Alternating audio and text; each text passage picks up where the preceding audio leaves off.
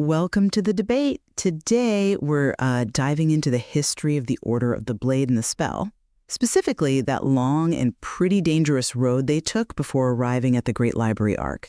It was a time marked by, well, constant fighting, gaining enormous wealth, but also facing just escalating threats across Atoria and into the wilds. Right. And the core question we're wrestling with is, I think, fundamental to how we see them. Exactly. Was the Order's eventual, powerful status and their success really a product of superior strategy and calculated tactical skill? Or was it more a sequence of really high-risk gambles that were basically bailed out by extraordinary magic and just sheer resilience when things went catastrophically wrong? I'm going to argue that strategy and skill were really the key drivers. And I'm going to take perhaps a different look. While, yes, they ended up powerful, if you really dig into the record of this period, it's just littered with near disasters, moments where, honestly, any rational observer would predict total failure. So I believe the evidence shows they relied much more heavily on incredibly potent magic, unique artifacts, and frankly, quite a bit of luck to simply survive, let alone succeed. Okay, I see that timeline, the list of near misses. But I think that view tends to overlook the sophistication they developed operationally. If you track their actions, those early simpler fights, like clearing out the ruined Goblin Keep, they pretty quickly evolved towards much more effective, layered strategies. Their competence grew, especially in using the environment, denying areas to enemies. Think about the really clutch use of Stinking Cloud against those owlbears. That wasn't luck, that was crowd control. Okay, but... And the repeated use of Wall of Fog and the Orc Caverns, that controlled visibility stopped ambushes. Critically, though, their strategy wasn't just combat. They showed real political skill negotiating that ceasefire with the Orc Cleric to get vital intelligence on what was deeper underground. And then managing to bring that Orc delegation into Mountainhold. That's complex social strategy. And this all builds towards dismantling that incredibly sophisticated giant drow alliance and their planar portal network. You don't pull off something like that without serious preparation, scrying, targeted strikes. That, to me, feels like strategic mastery in action. That's a compelling narrative of progress, I'll grant you. But what about the cost of those so-called successes? The history shows that victory often came only because they somehow, miraculously, avoided total party annihilation moments before. Survival wasn't always down to planning. It was often directly dependent on incredibly powerful magical recovery that essentially papered over huge strategic weaknesses. Remember how vulnerable they were to even, well, routine threats? Two key members just instantly paralyzed by a gelatinous cube. The main fighter, Darkish, dropped immediately by a bullet. And they consistently struggled with things like paralyzing Grell ambushes multiple times. When the party needs magic as potent as Alter Reality just to reverse permanent physical and mental damage on Tinsel or Anador's death, well, that signals a catastrophic tactical failure, right? Not strategic success. And we can't just brush aside the finality of some failures. Zachkar getting decapitated by a Balor, then later disintegrated by a Githyanki. These weren't minor setbacks. They required literal wishes from legendary artifacts like the Ring to fix. Those are magical safety nets masking fundamental strategic problems. I absolutely acknowledge the damage taken was severe, catastrophic even. But why were they in a position to even use those high-level artifacts when things went wrong? I'd argue it's because they employed a deliberate, successful investment strategy beforehand.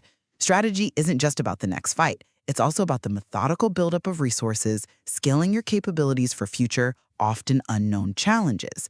They clearly focused on acquiring key defensive items, the Robe of Blending, crucial protection artifacts like the Cloak +2 from that giant fort, the Amulet of Metaspell Influence to make their best spells last longer.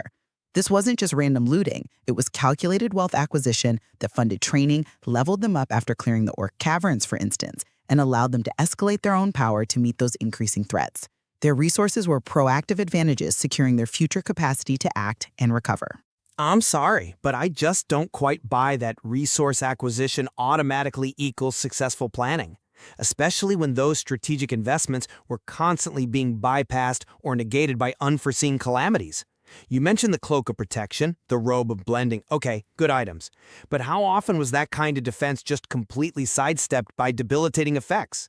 We see them struggling again and again against simple fear effects. Dwarven cribs, bone devils driving their own fighters to just run away. They got infected with leprosy after a fight in Burnden, and Tinsel losing an arm to an iron golem. I mean, these instances show that even their best planning was often fragile, undone by high-level effects that demanded disproportionate healing resources or forced retreats. It proves their preparation wasn't foolproof. Their powerful magic wasn't always a proactive advantage. It was frequently a reactive tool, constantly used to pull them back from the brink after strategic failures that honestly should have ended their campaign right there. It's focusing heavily on individual failures and status effects, which, yes, were dangerous, but let's look at their tactical efficiency when they did control the engagement. I still maintain that their spell selection often very effectively neutralized overwhelming numbers. We see the highly calculated use of area spells like Firewall and Ice Storm, specifically deployed to thin out those drow ranks in the Blackened Lands. That wasn't just random blasting. And think about the repeated success of Turn Undead. They used that to manage huge hordes, clearing hundreds of skeletons in those tunnels during the later Mine Complex fights. These were precise, controlled actions designed to minimize damage to the frontline fighters and maximize their overall efficiency.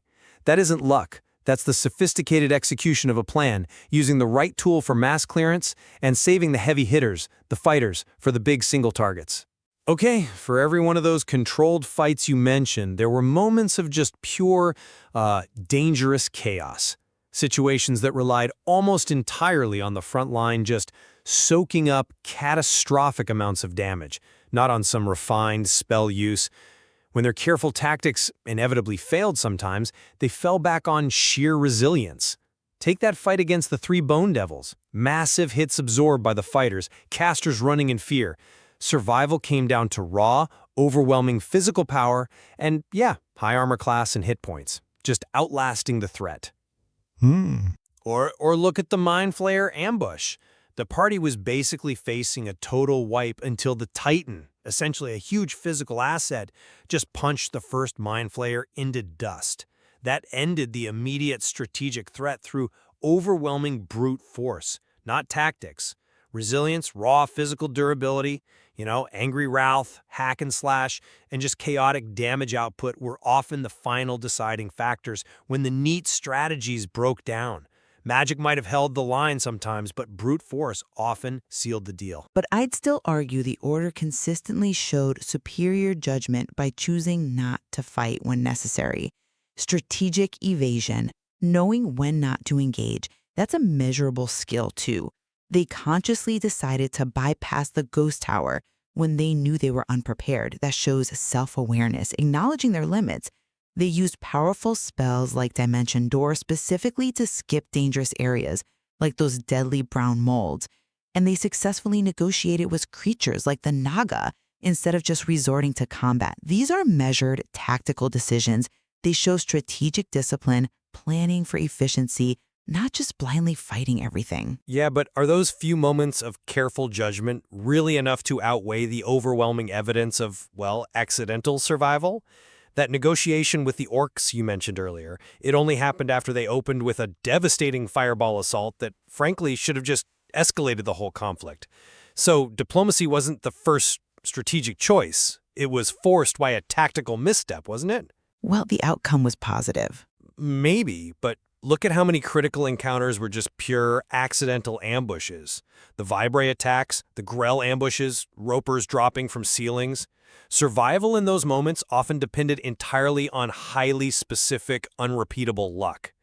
It needed the right character to have the exact right item, like Medasius needing that Ring of Wish after Ralph got disintegrated at that precise moment to stop total mission failure, and that final chaotic escape from the Devil Prince's temple, destroying statue eyes to close a portal while Zat literally falls into a pit leading to hell.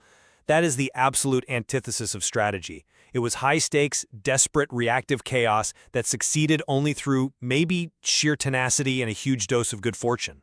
Look, the Order's progression from clearing out some goblins to eventually dismantling a vast drow and giant conspiracy was anything but random. I really believe it stands as a testament to their continuous learning, their adaptation, and the successful deployment of both powerful tactical magic and diplomacy, whether that was getting critical intel or strategically acquiring the artifacts that let them scale up their operations. Their ability to actually execute these high-level objectives, securing unprecedented levels of loot and power along the way, it confirms for me that skill and planning were the primary forces driving their monumental success during this incredibly perilous journey. And yet, while, yes, skill undoubtedly developed, the historical record, I think, clearly shows this repeated vulnerability. Vulnerability to status effects, vulnerability to high-level threats that, honestly, based on any standard risk assessment, should have ended in total party defeat on multiple occasions. For me, it was the constant, almost unbelievable availability of unique, reality-altering magic, those wish rings, the use of alter reality combined with a stubborn, tenacious willingness to fight through dismemberment, through fear, even through disintegration, that truly defined this era. Resilience? Yes, but resilience propped up by extraordinary magical safety nets. That was the bedrock of their continued existence. Ultimately, the journey before the library arc really highlights not just the dangers out there, but the extreme costs and the almost unique assets required to survive conflicts involving giants, fiends, and seriously potent magic users. We'll leave it to our listeners, then, to consider where the true source of the Order's formidable strength really lies.